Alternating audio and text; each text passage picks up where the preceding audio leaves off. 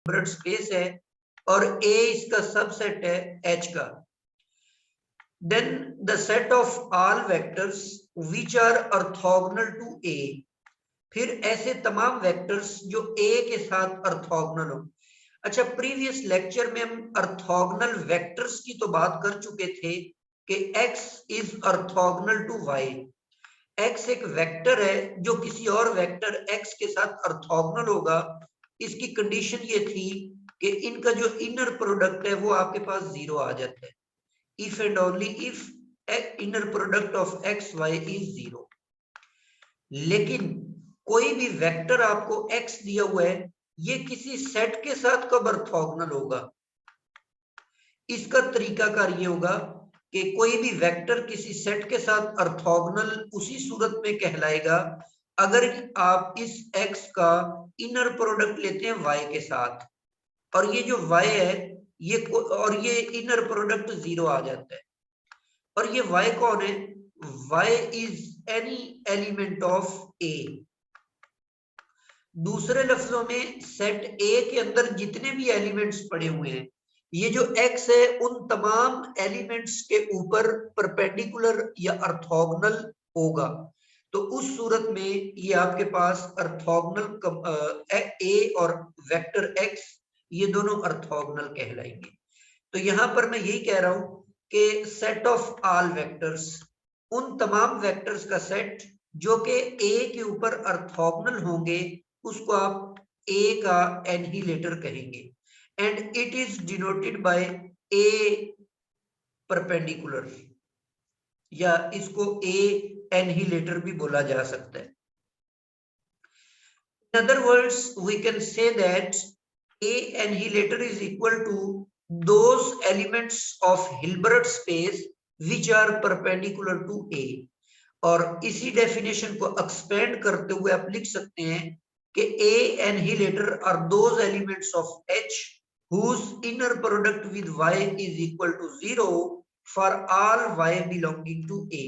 A के अंदर जितने भी एलिमेंट्स पड़े हुए हैं उन तमाम का x के साथ जो आपने इनर प्रोडक्ट लेना है वो आपके पास 0 आ जाएगा। अच्छा, यहां से एक बात तो क्लियर हो गई।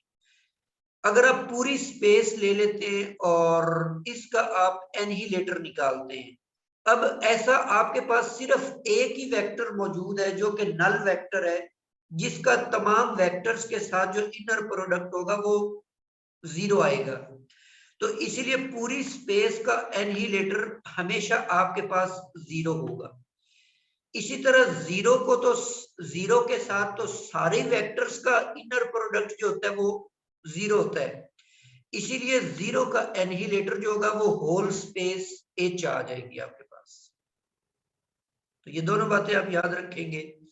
फर्दर हमारे पास कुछ रिजल्ट्स हैं इससे रिलेटेड एनहिलेटर से।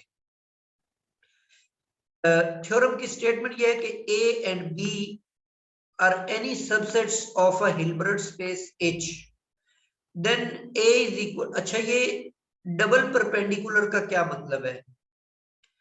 अगर आपके पास ये जो A परपेंडिकुलर है ये एनहिलेटर है, अगर आप इसका अगेन एनहिलेटर लेंगे, इसका दोबारा आप एनहिलेटर फाइंड आउट करते हैं, तो आप उसको इस तरह से लिखेंगे A डबल परपेंडिकुलर के साथ। तो ये A का एनहिलेटर नहीं बल्कि A के एनहिलेटर का एनहिलेटर होगा। अच्छा, यहां से एक बात तो क्लियर हो गई, A जो है हमेशा सबसेट होगा A के डबल एनहिलेटर का।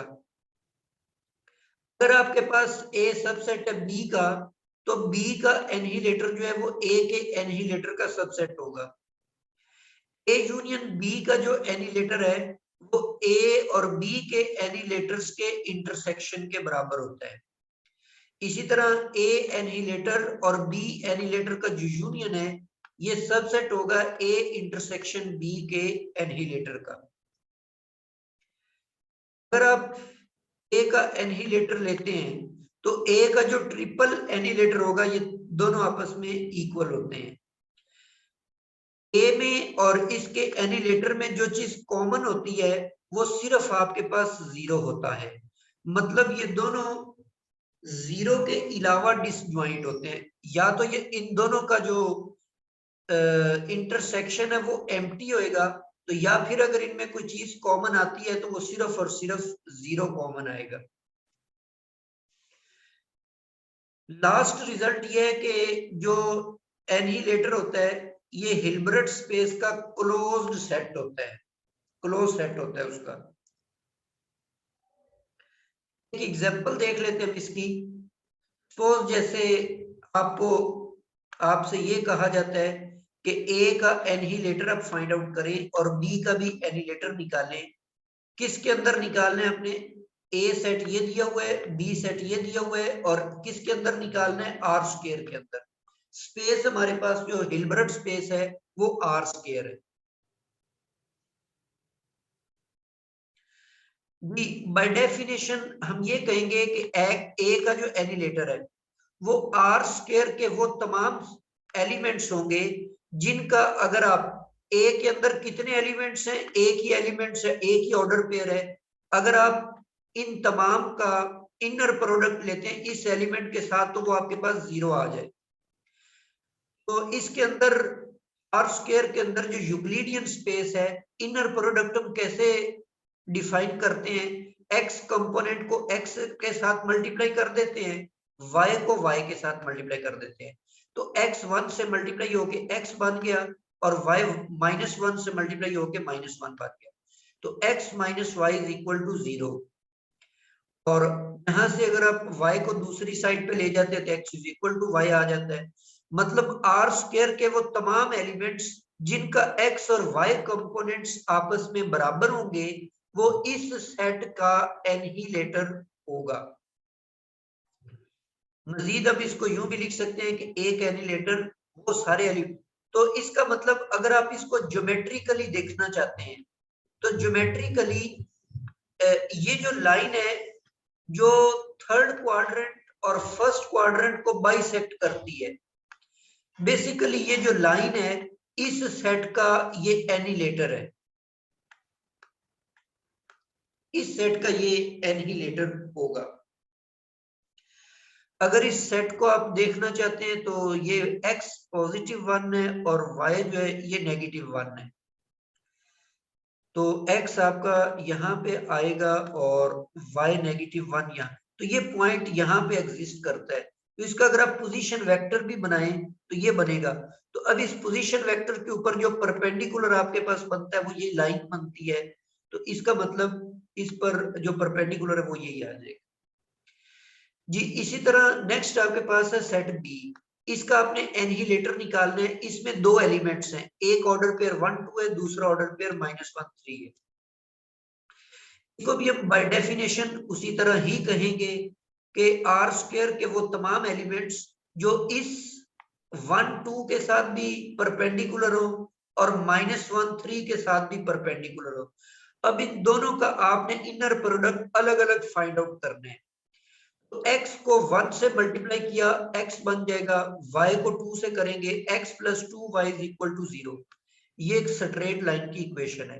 इसी तरह इन दोनों का इनर प्रोडक्ट निकालेंगे तो वो -x plus 3y is equal to 0 बन जाएगा। अब ये जो एक्स वाई ऑर्डर पेयर है वो इन दोनों इक्वेशंस को सेटिस्फाई करेगा। तो इन दोनों इक्वेशंस का आप सोल्यूशन निकाल लें, क्या बनता है? तो x plus 2y is equal to 0। ठीक है, एक इक्वेशन ये दी हुई है और दूसरी इक्वेशन आपके पास है -x plus 3y is equal to 0।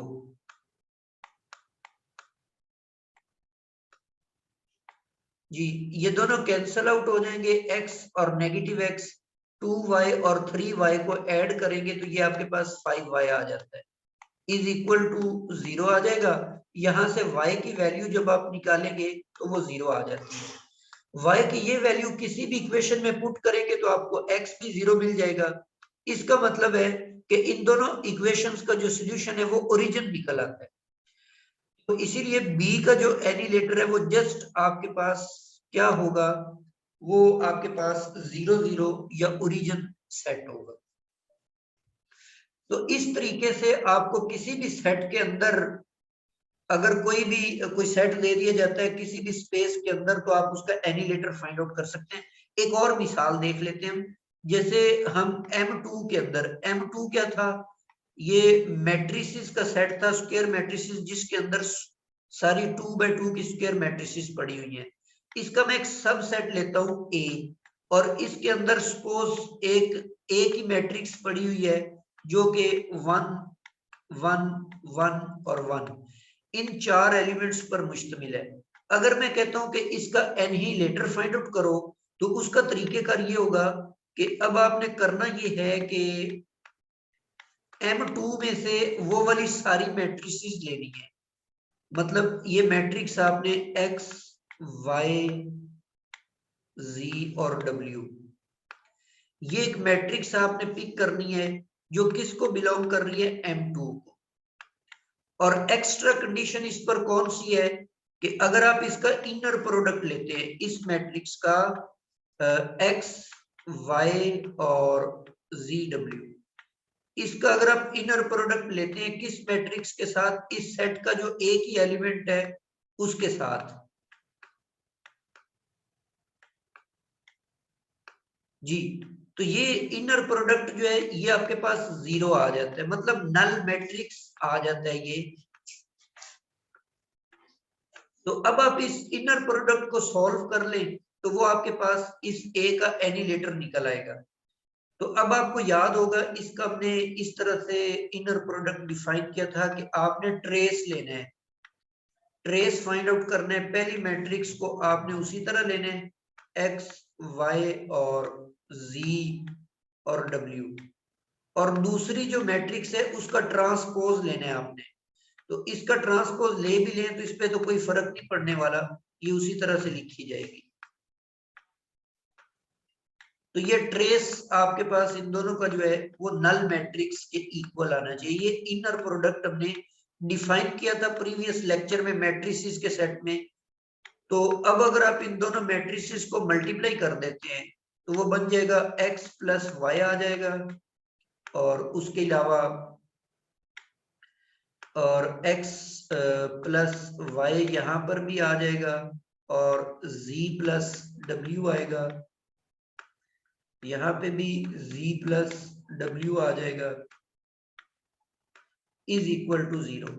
अब ट्रेस का तरीकेकार क्या होता है, ट्रेस का तरीकेकार ये होता है कि आपने डायगोनल की एंट्रीज जो होती हैं उनका सम लेना होता है। तो डायगोनल में ये दो एंट्रीज हैं, इनका सम ले लें आप, x plus y plus z plus w is equal to,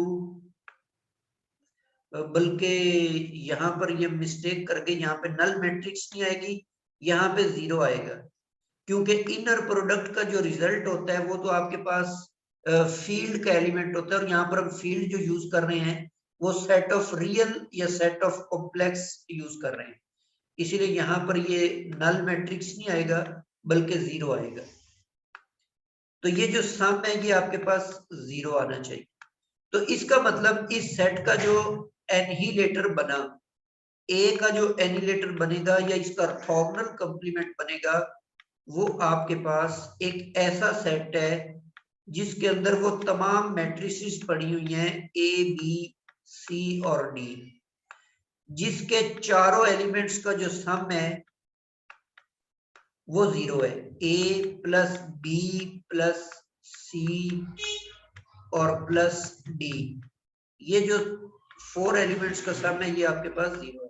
तो ये इस मैट्रिक्स ए का, इस सेट ए का ये ऑर्थोगोनल कंप्लीमेंट या एनिलेटर निकला है जी। यहां तक हमारा आज का लेक्चर